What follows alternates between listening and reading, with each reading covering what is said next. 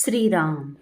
साधक हो, सध्या आपण सोमवार ते शनिवार श्री ब्रह्मचैतन्य गोंदवलेकर महाराज यांच्या परंपरेतील साखरखेर्डा येथील संत परमपूज्य श्री प्रल्हाद महाराज यांचे श्री देवीदास अमृत मोहोरीला लिखित संक्षिप्त चरित्राचा आस्वाद घेत आहोत.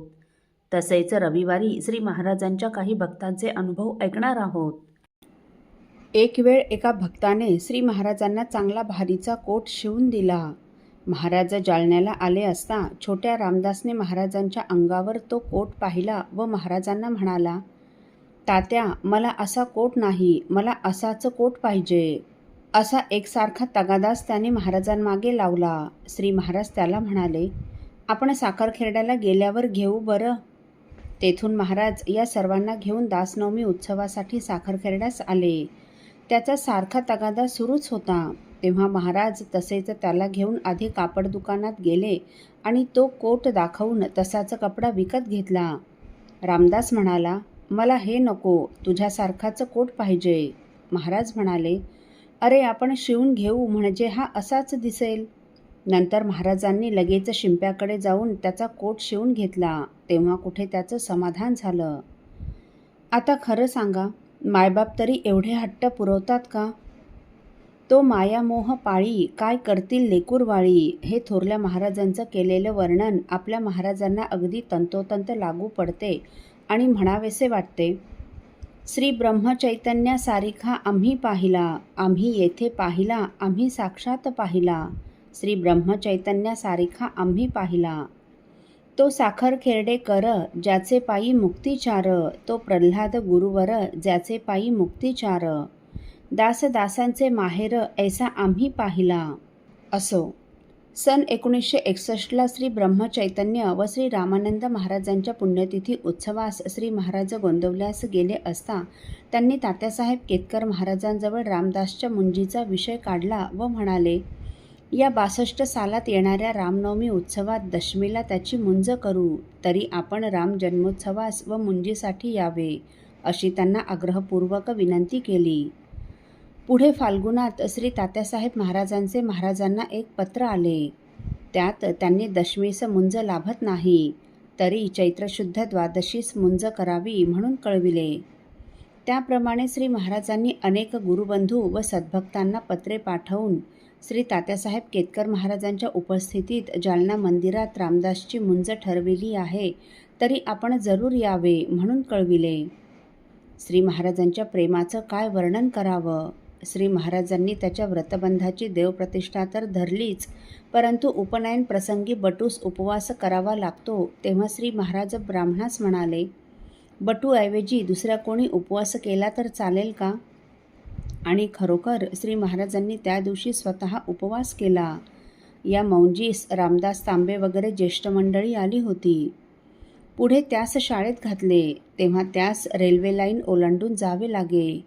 तो त्रास होऊ नये म्हणून त्यास शाळेत जाण्या येण्यासाठी बैलगाडी लावून दिली व पुढे तो शालांत परीक्षा पास झाल्यावर त्याला पुढील शिक्षणासाठी महाविद्यालयात घातले.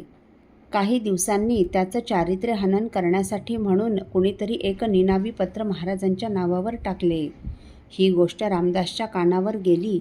तेव्हा श्री महाराज आता आपली हजेरी घेतील, खरं खोटं विचारतील, असं त्याच्या मनात येऊ लागलं.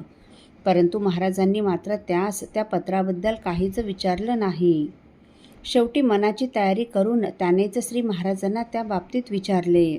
तेव्हा श्री महाराज त्यास म्हणाले, अरे बाळ, त्या पत्रातील लिहिलेलं काहीच खरं नाही. केवळ दुष्टबुद्धीच्या योगाने त्याने हे केलं आहे. त्याचं फळ तो भोगील. आपण त्याचा विचारही करू नये. श्री महाराजांचा आपल्यावरील विश्वास पाहून त्यास गहिवरून आलं.